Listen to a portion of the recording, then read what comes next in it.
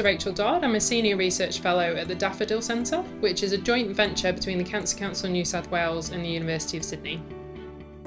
I started with an undergraduate in psychology up in Leeds, and from there I moved down to London to do a master's in health psychology, after which I worked as a research assistant across King's College London and University College London for a few years, after which I realised that I'd hit my ceiling of where I could go with research and really wanted to embark on a PhD so that I could embark on something over a 3-year period that I could really sink my teeth into and get really passionate about. So that's what led me to do my PhD at the University College London, and really this enabled me to also delve into the qualitative research space, which I hadn't had much experience in before, and it really found my passion in that space, working with people, being able to just talk with the health workforce, talk with people that might have been diagnosed with cancer or might be going for cancer screening, and really helped me to develop those communication skills as well as those research skills, and finding out how wonderful qualitative research can be and what you can learn from that. And it was from there, because my PhD was looking at the psychosocial impact of HPV in head and neck cancer. When I transitioned from London to Sydney, that link with HPV and that virus, and how that was changing in the cervical screening space here, with HPV testing becoming the primary cervical screening test, was really what helped that transition to be much easier.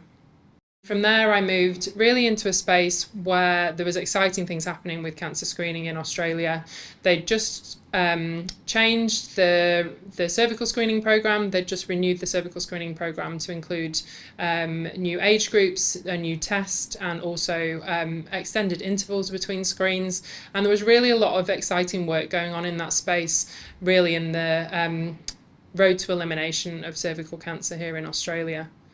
So that was really the turning point for me, and really focused my research into cancer screening.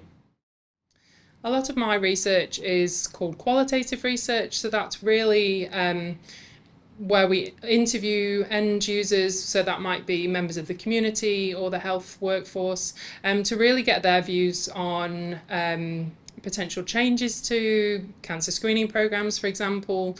And we really want to get in-depth answers rather than from 1,000 people based on a survey. So by doing this qualitative research, particularly in cancer screening and cancer survivorship, we can get much more in-depth responses from them, which can also help us to inform healthcare communication, which can help to alleviate potential psychological impacts, and also inform participants of screening programs as well as the health workforce about any changes that might be happening.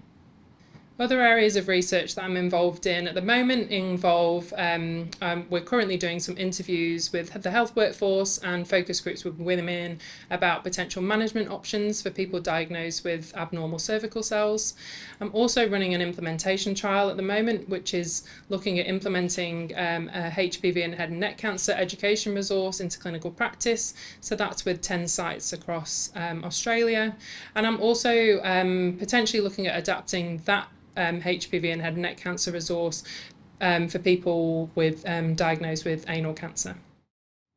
I've been funded by the International Lung Cancer Foundation. That helped me to develop some shared decision-making resources for the National Lung Cancer Screening Programme.